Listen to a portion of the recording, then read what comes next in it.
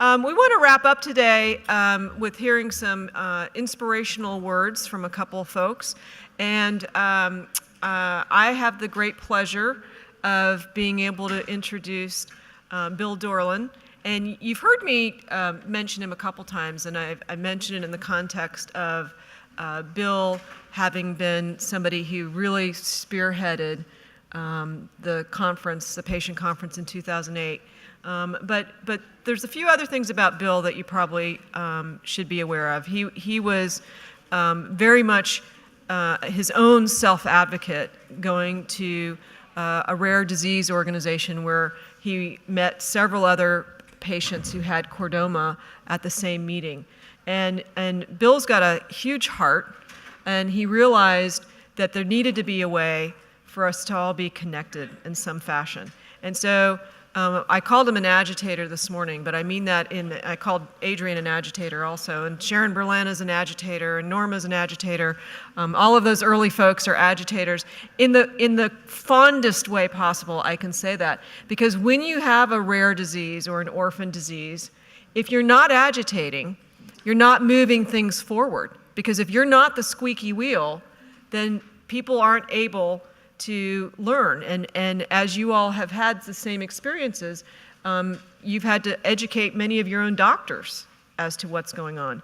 And so Bill was one of the original patient navigators for many people in the room. And that has evolved, and he's helped others become patient navigators. And he's also been willing to be perfectly frank and candid. He never sugarcoats anything, but he does it in a way that has great empathy and care and concern. And he's always willing to share his own story, unvarnished. And that's what we need at this point. When you have a rare disease or you're caring for somebody with a rare disease, you need truth tellers. And Bill is a truth teller. And I'm delighted to introduce Bill Dorland.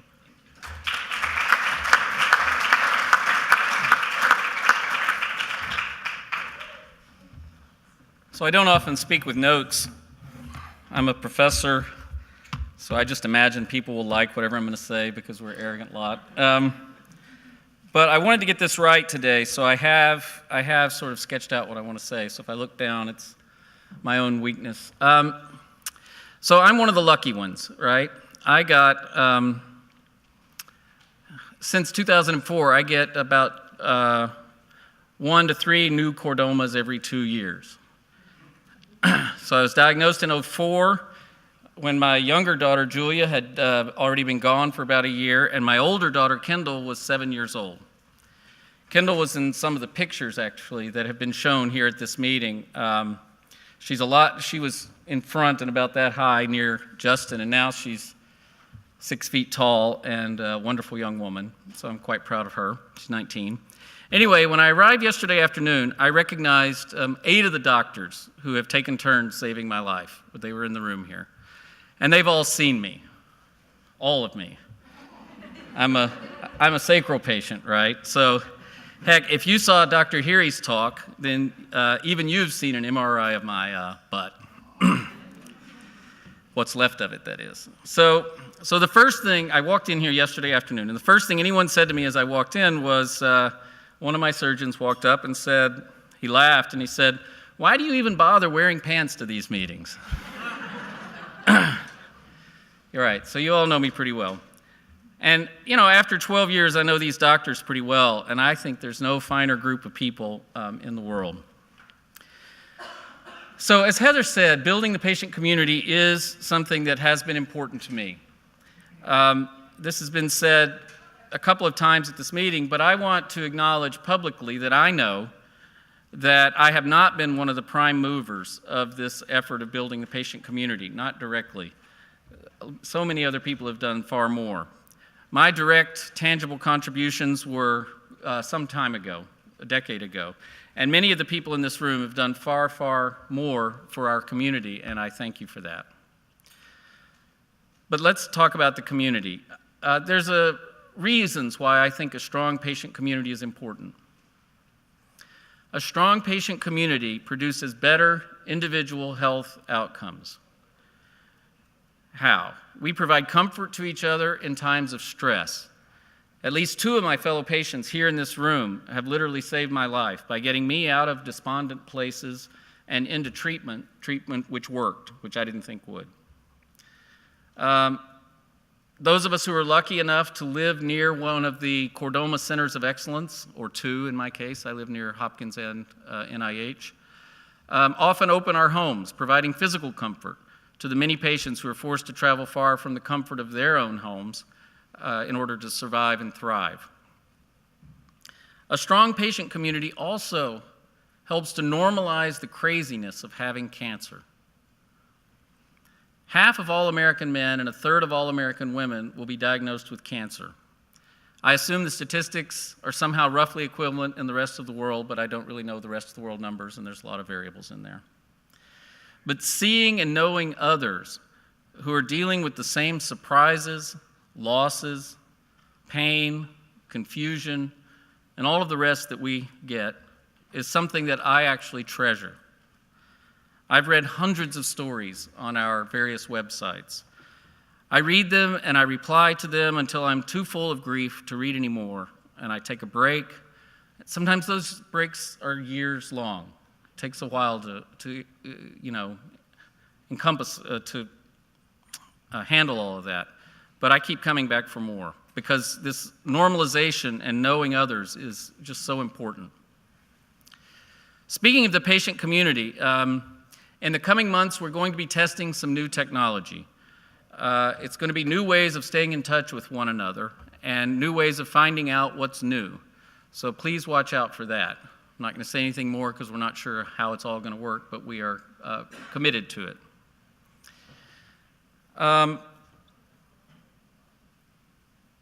Even though we're going to have better and new ways of staying in touch with each other virtually, electronically, and so forth, I hope you will make the journey to this meeting again whenever we have it next. Being together in person is better than any technological video conference, email, anything like that. There's just nothing that matches up to being able to spend time with each other in person. If that's not impossible, then I hope you're able to get as much from the video there, from the YouTube, as I do from being here in person. Those of you in the camera, you're getting all the information. I hope that you're getting some of the feelings. Please feel the personal connections that we have to offer too, and be in touch online. The bottom line is, as a patient community, we are stronger together, and that's important for each of us. I want to share now, this is where it gets a little bit risky because I'm a numbers guy, theoretical physics.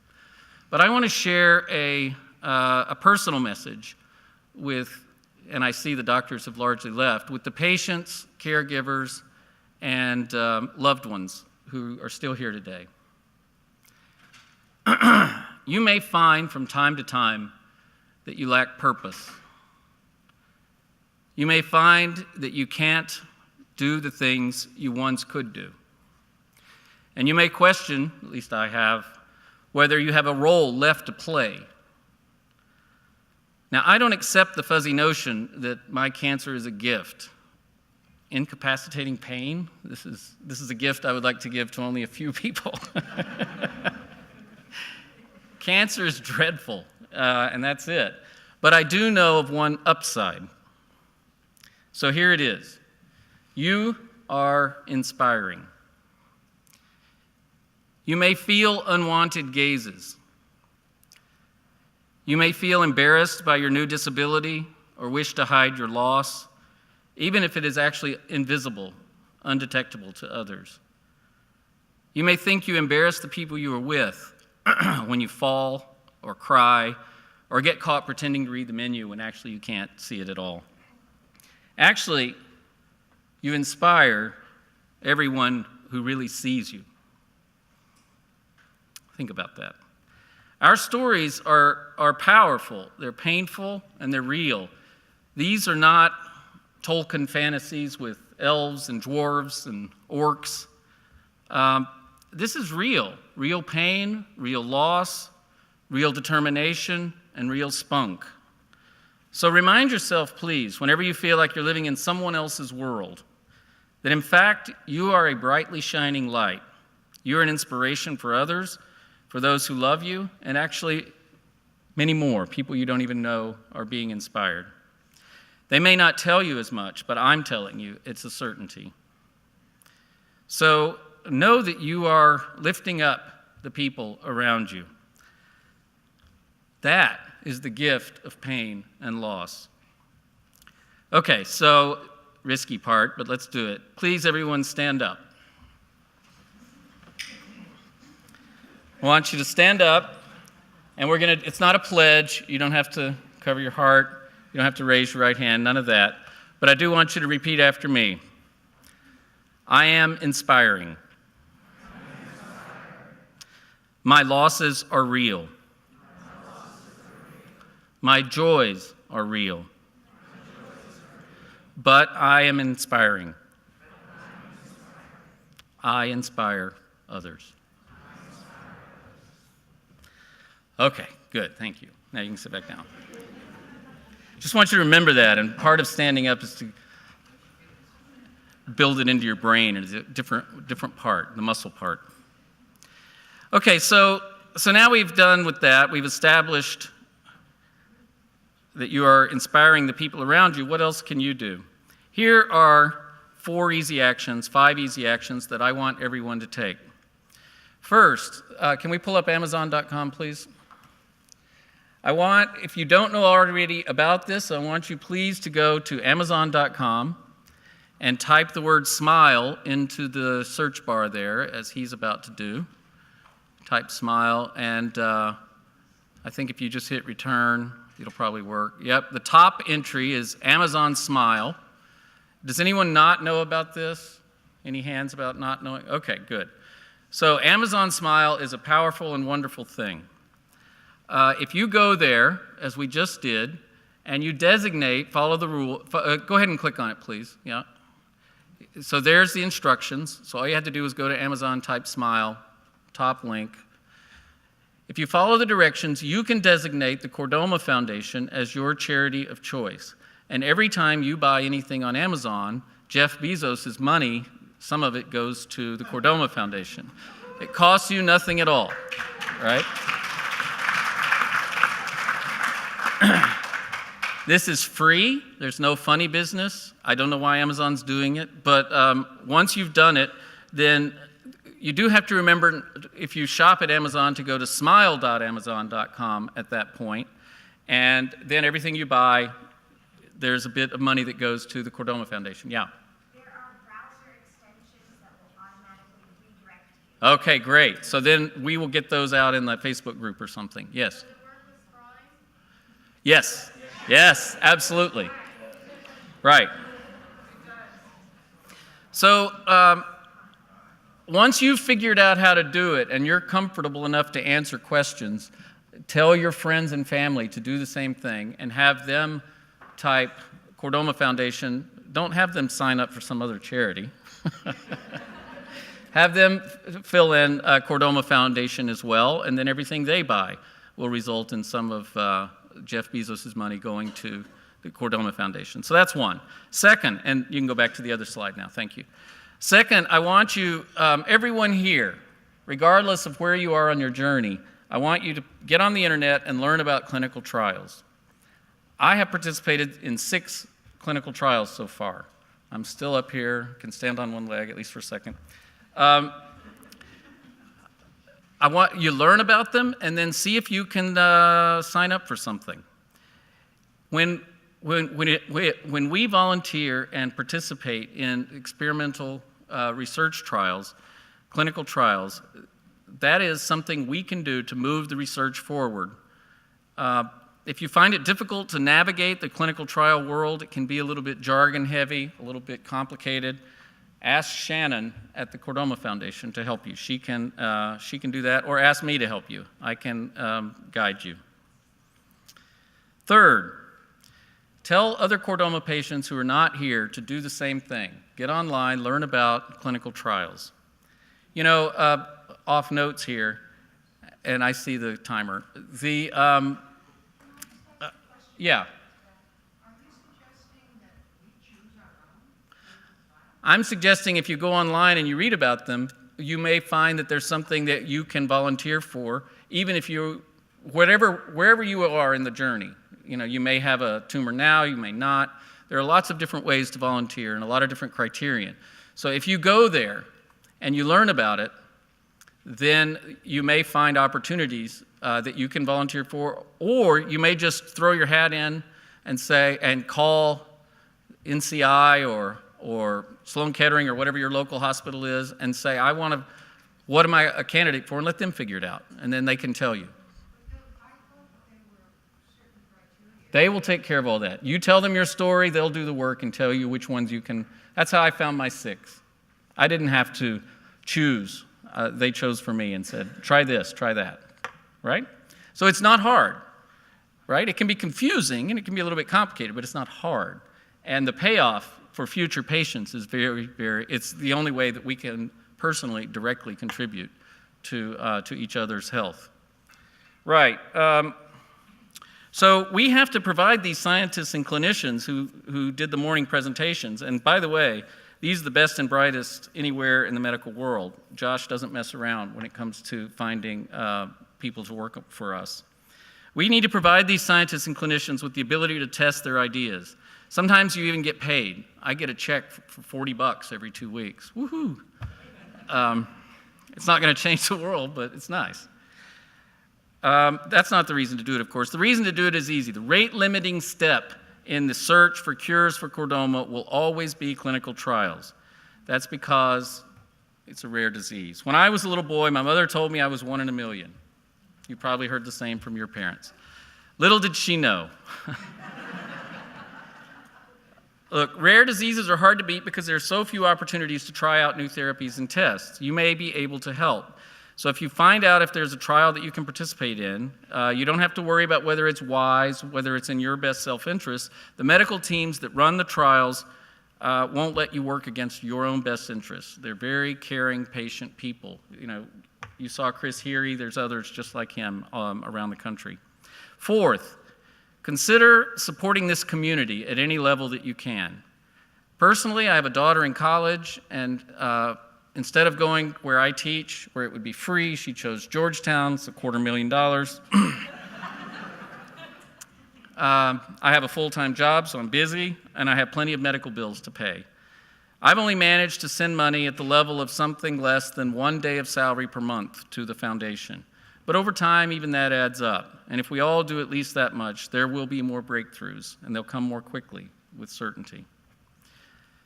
Finally, if money isn't easy to come by, please consider volunteering some of your time. There's so much to be done, even outside the labs and the hospitals. Some of us, and by us, I actually don't mean me, I mean people like Sharon and Chris, who are currently running the Facebook group, just to name a couple. Some of us volunteer with the Chordoma Foundation, with the Chordoma community more broadly, with local hospitals. The list is long. There's lots of ways you can volunteer your time. And by volunteering, you will lift others up. As my mother always told me, there's no time for self-pity. Life's too short. Lots of people are worse off than you ever may be. If you help them, and in so doing, you will help yourself. So I want to thank everyone here who's helped me, and that's my remarks. So thank you. Now I have the pleasure of introducing the next speaker. Andy, I was about to call him Rob, because I know Andy's brother, Rob.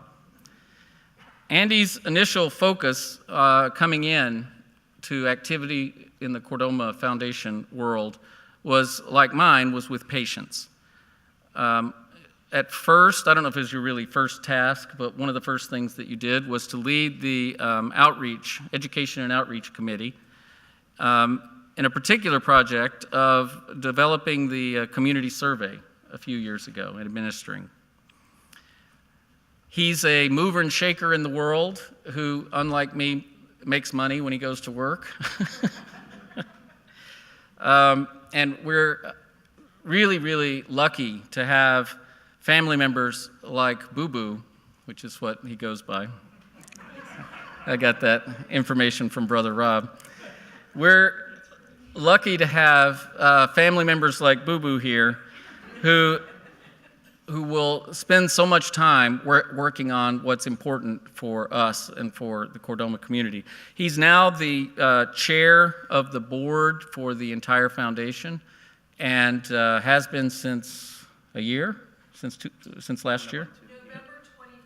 November 2015, when Heather stopped being chair, I gather from that exclamation. And so, thank you, Boo Boo, and please give us the final word.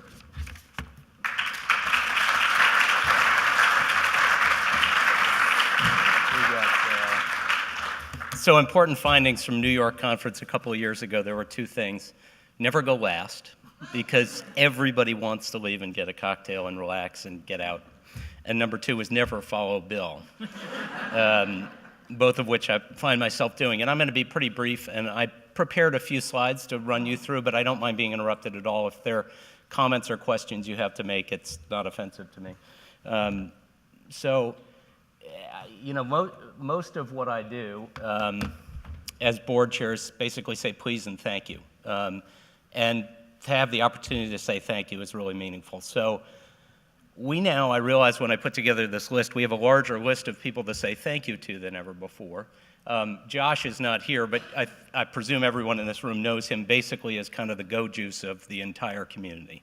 Josh is among the most impressive and special people I've ever met, and I'm really honored to work with him. So just so you know, how we operate as a board is as follows. Josh and I speak every Monday from 3 to 4:30, and we kind of catch up on the affairs of the organization, what we're doing, what's going on.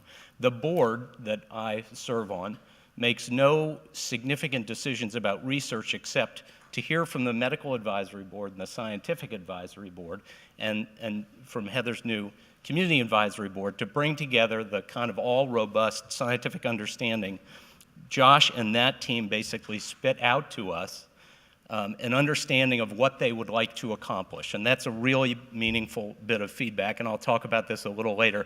We've just been through a lengthy strategic planning process which has involved reconsidering the organization, and most importantly, reconsidering what it is we wish to accomplish in the near-term future. And Josh and the Medical Advisory Board and Scientific Advisory Board have given us some guidance on how much money they need to invest in the foundation in the future to make happen what they wish to make happen.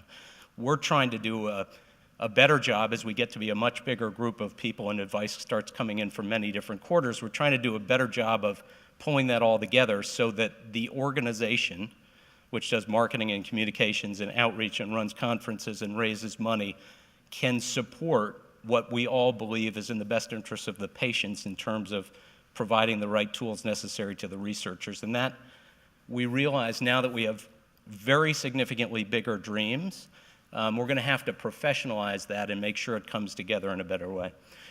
Josh is responsible for basically executing all of that and a great deal more. Tammy, who is seated in the back, is basically now responsible for running the foundation day to day. She's responsible for looking after the assets. She's responsible for making sure donors get acknowledged and a great many other things that I thank you. She's doing a really superb job of late and has been responsible for a tremendous amount of work. Patty, I think, is not here, but I wish many of you could have been here to hear the number of researchers thank Patty for helping to provide tumor samples and helping to provide cell lines. And Patty has been a really important spoke in that wheel of helping research to happen. Shannon, who is here, I think of the work we've started doing in the last couple of years, the work that you're doing, I'm proudest of. I think you're helping a great many people. I think it's really astonishing what you're doing.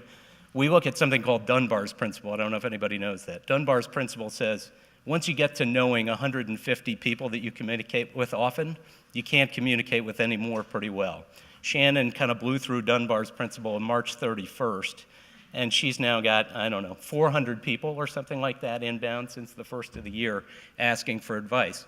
When we first invested in that kind of formalizing of the patient service, we assumed it would grow quickly. We didn't realize it would grow quite that quickly. We will have to make additional investments there. Megan, who I think has probably stepped out, has been responsible for organizing this whole committee, this whole conference, and in leading the kind of day-to-day administration. She's done a spectacular job. Daniel is probably not here either. He's the development coordinator outside. And Jen is procreating, as is Paula Song, our board member. Neither of them are here. They've both recently had babies. Larry has been in and out, but he's probably not here again. But I wish you would take these people aside when you leave the room. One of my hopes is that you would say thank you to them. I worked at an internet startup. I've worked at a big company. I've worked for myself. I've never worked with people that worked harder in my entire life. They work nonstop, and they really have worked exceptionally hard the last 4 months. Two other things you also notice.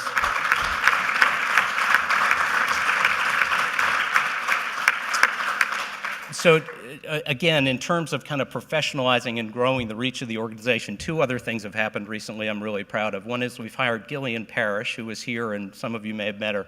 She used to work for Mike Milliken in running the marketing and communications for Faster Cures. She's really helping us to reinterpret how we can reach out to more people, how we can communicate more effectively, and she's doing a superb job. Josh was becoming kind of overwhelmed with the day-to-day of running research. It requires managing a great many relationships and keeping everybody posted and marrying donors like the Fuchses, who've been extremely generous with a project at the Broad, making sure everyone gets updates and everybody's fully informed at all times.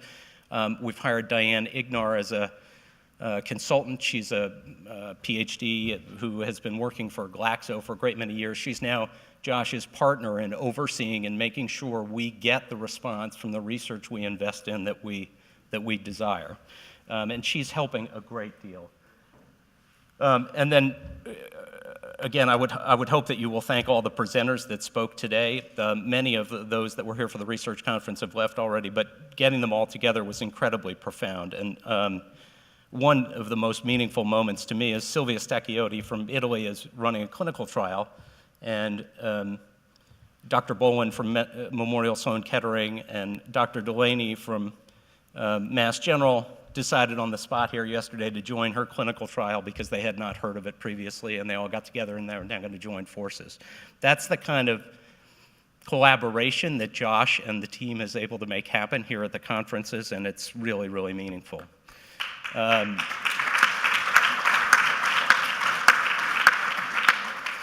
I have 2.5 minutes left. I'm going to move quickly now, but again, it turns out that neither of these three people are here to be thanked in person, but if you see them or you have an opportunity to drop them a note, I hope you will do that. So first and foremost, I wanted to congratulate Joel Beckman, who is our vice chair and is the head of our development committee. Joel and Sherry have given tirelessly, and they've been extraordinary donors to the foundation. The thing that is so special about the donations they've made is that they have done it basically as stewards. They've never married their gift to a particular project. He's always just said, Josh, I trust you and the foundation to keep running properly, and I wanted to say thank you to them. Joel spoke the other night, and many of you have met him, but I hope if you see him, you'll thank he and Sherry. Those of you that came to the last conference in Boston may have seen Adam Abram, who's on the left there. Adam spoke at the last conference. He and Roz Abram, who were very dear friends of Josh's. Adam's been extraordinarily successful in business.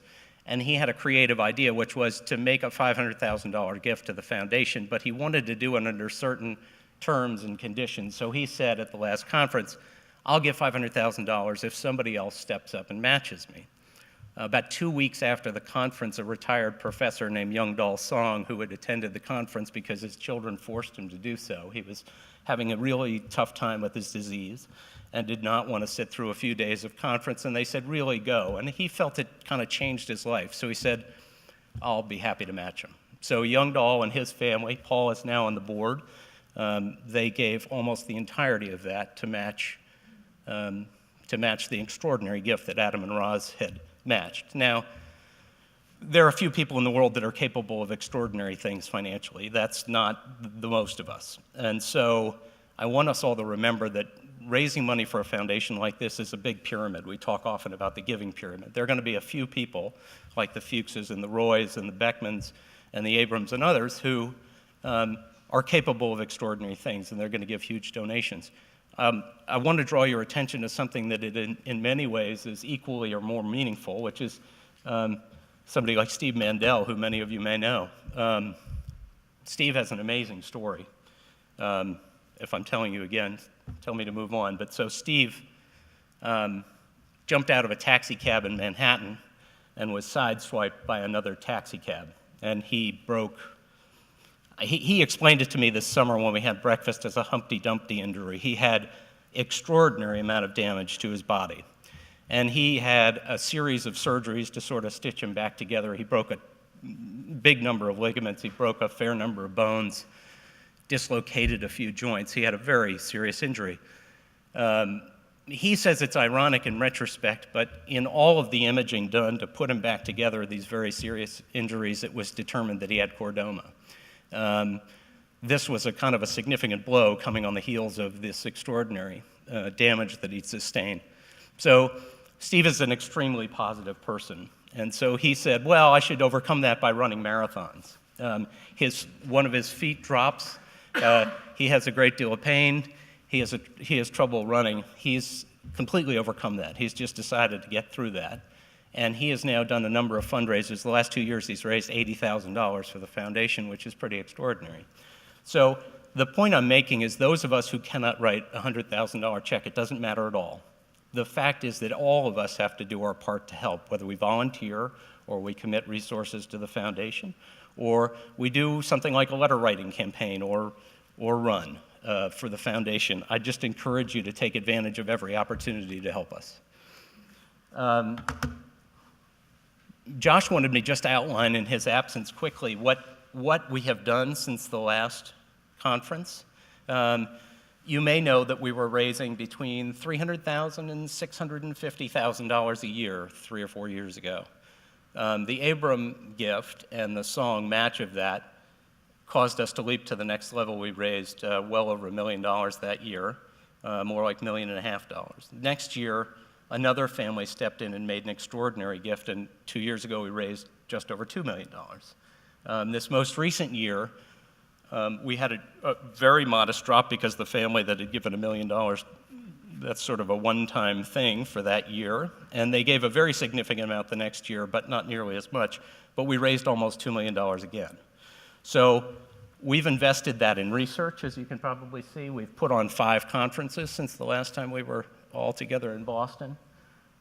We've composed the medical advisory board. We've composed a scientific advisory board. We've completed a strategic planning process. We've created a community advisory board with Heather's guidance. And all of this has brought together some significant clarity on what we need to accomplish next. And Josh and his medical advisory and scientific advisory team have said that they require something on the order of $25 to $27 million for research in the upcoming years. I look at that as if that's only just the research component. We need an organization that oversees that, right? And that costs about 20% more on top of that. That means we got to raise $30+ million. If we keep doing that at $2 million a year, it's going to take a long time, 15 years. We can't serve it overnight. If we were to raise all the money, we wouldn't be able to serve it overnight. But I want us all to be thinking, one of the things that became so clear to us from the strategic planning is that we're at a moment now where we can think bigger dreams. Research has changed significantly out of the test tube and into the clinic, and there are so many good ideas that we need to fund. I would just hope that you would come together and support the foundation. Ask any of us, Daniel on the development team or Josh on the development team or myself, and ask us what you can do to help. We'd be delighted to include you. With that, I'll just say thank you very much for attending the conference. It's great to be with you, and we appreciate very much your coming to spend time with us, and we hope all of your questions were asked and answered. 2 quick notes. There's a conference upcoming in Leiden. Many of you will not have need or desire to be in Leiden at that time, but there's also going to be a conference coming up that Bob is organizing at the Mayo Clinic. Tell me again the date of that, Bob, if you would. October 15th, we will have our next conference at the Mayo Clinic, and we look forward to seeing you then, if not in... 2 Mayos. Is it in Arizona or Minnesota? It's in Minnesota, yeah. Where I was married. And while we're not going to work on this tomorrow, we'll be working soon to put together the next conference, and we'll keep you posted. Thank you very much.